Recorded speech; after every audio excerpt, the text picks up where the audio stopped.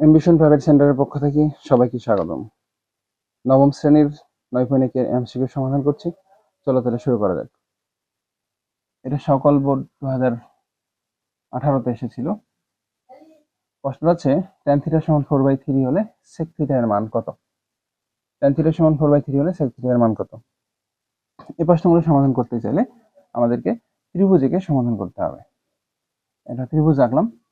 বলছে tan a = 4/3, tan θ সমান কি জানি? tan θ সমান জানি লম্ব বাই ভূমি। এটা জানি সবাই, লম্ব বাই ভূমি। তাহলে tan a এখানে যদি আমরা a লিখি, এটা হলো b, এটা হলো c। tan θ সমান লম্ব ভাগ ভূমি। তো লম্ব হচ্ছে কত স্যার? লম্ব হলো 4, ভূমি হলো 3। তাহলে লম্ব হলো 4, ভূমি হলো 3। লম্ব 4, ভূমি হলো 3।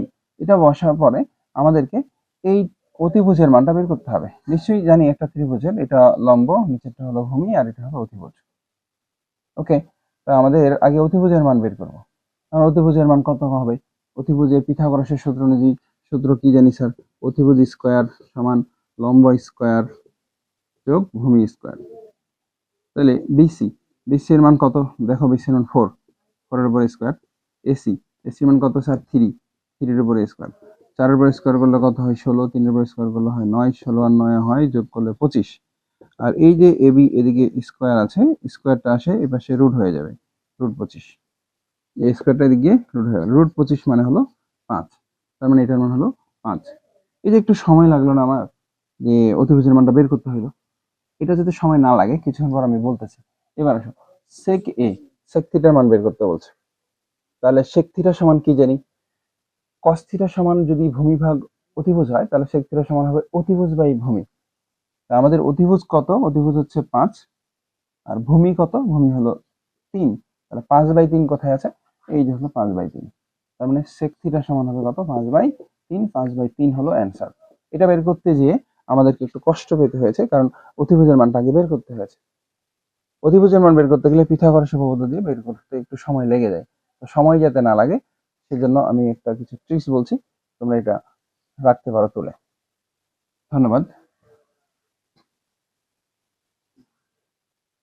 দেখো পিথাগোরাসের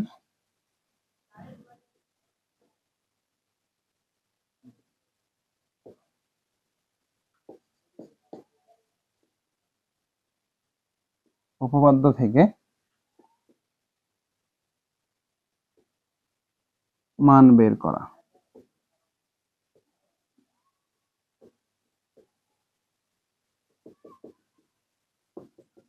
কিছু জিনিস তুমি যদি মনে রাখো তাহলে খুব দ্রুত অ্যান্সারগুলো করতে পারবে। যেমন ধরো যদি 1 1 হয়, মানে ধরো যে ভূমির মান 1, লম্বের মান 1, তাহলে অতিভুজের মান √2 হবে, মানে মুখস্থ। কিছু জিনিস মুখস্থ করে নিলে একটু সুবিধা পাওয়া যাবে। এবার যদি 3 হয়, লম্ব যদি 4 হয়, তাহলে অতিভুজ অবশ্যই 5 হবে।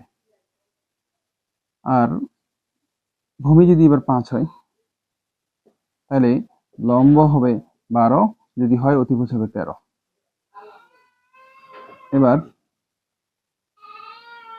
যদি 8 হয়, ভূমি হলো 8, লম্ব হবে 15, অতিভুজ হবে 17। ঠিক আছে, এই মানগুলো মুখস্থ রাখতে পারলে পরবর্তীতে তোমার একটু সুবিধা হবে। বরাবরই অতিভুজ স্কয়ার সমান লম্ব স্কয়ার ভূমি স্কয়ার, এইভাবে সূত্র ফেলে মানটা বের করার দরকার নেই। দেখেই বলে দিতে পারবে যে কত হওয়া উচিত বা কত হবে। যেমন ধরো 3 4 5, একটা ত্রিভুজের দেখলে যে একটা ধরো 3 আছে, এটা 4 আছে, তাহলে এটা অবশ্যই 5 হবে। কোথা থেকে জানছো? এই যে এখান থেকে পড়ছো। এবার ধরো যে এইটা নাই, তাহলে 5 আছে 3 আছে, তাহলে তুমি পড়েছো 3 4 5 এরকম, তাহলে এইটা বাকিটা 4 হবে।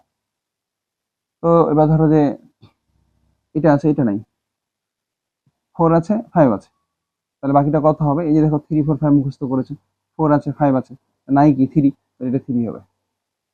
ঠিক আছে, এইভাবে চেষ্টা করলে কিন্তু পারা যায়। তো যেটা বোঝাতে চাচ্ছি আমি, যে বরাবরই অতিভুজ স্কয়ার লম্ব স্কয়ার ভূমি স্কয়ার, মানে এইভাবে মানটা বের করার প্রয়োজন নেই। যদি মানগুলো মুখস্থ রাখা যায় একটু সুবিধা হবে। ধরো যে একটার মান 12 বললাম, আর একটা মান 5 বললাম, তো তুমি তো পড়েছিলে 5 12 13 এইভাবে পড়ছো। মনে করো 5 12 13, ঠিক আছে, ধরো 12টা এখানে দিলাম, 5 12 13, তাহলে বাকিটা 13 হবে। একটা ত্রিভুজের 3টা বাহু থাকে, ওই 3টা বাহুর মধ্যে 2টা বাহুর মান যদি জানা থাকে, তুমি অটো ওই মানটা বলে দিতে পারছো। ধরো যে একটার মান আছে 17, একটা আছে 15, তাহলে বাকিটা কত? বাকিটা অবশ্যই 8।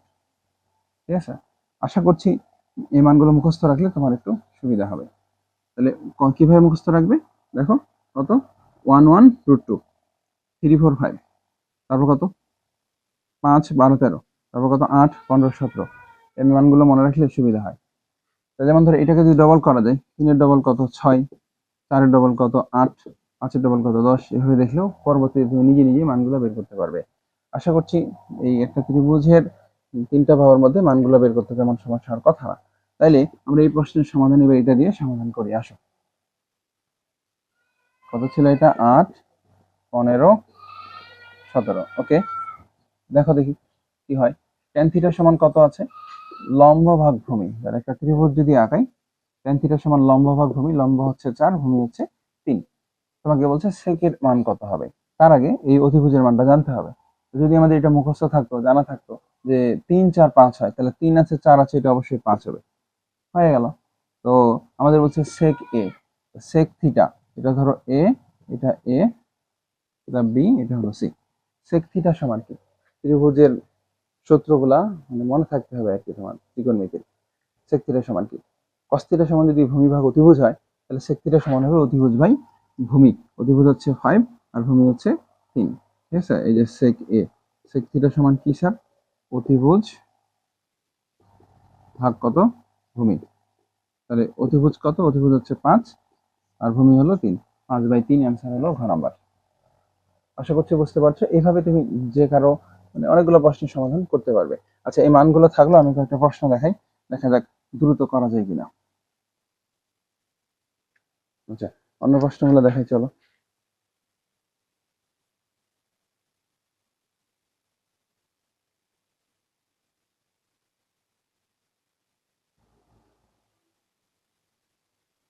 আচ্ছা, এই প্রশ্নটাই দেখি কি লেখা আছে। কট থিটা সমান √16/3 হলে কস থিটা এর মান কত?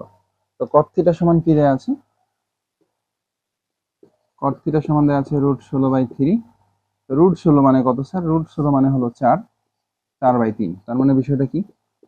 কট থিটা সমান 4/3। তোমাকে বের করতে বলছে কস থিটা এর মান কত। তো ঠিক আছে, তাহলে কট থিটা সমান কি জানি? একটা যদি ত্রিভুজ আঁকাই, ত্রিভুজ আঁকালে কট থিটা সমান হলো ভূমি বাই লম্ব। এই হলো ভূমি, ভূমি হলো 3, লম্ব হলো 4।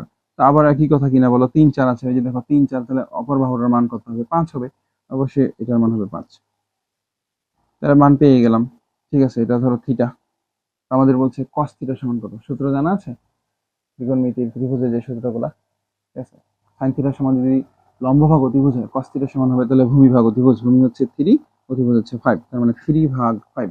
অ্যান্সার হচ্ছে 3/5 ক। সুতরাং এই মানগুলো জানা থাকলে খুব দ্রুত তুমি অ্যান্সার করতে পারবে। আশা করছি বুঝতে পেরেছো। তো দেখা হবে আবার কোনো ভিডিওতে। তখন বন্ধু সবাই ভালো থেকে সুস্থ থাকি আর এমবিশনের সাথে থাকি।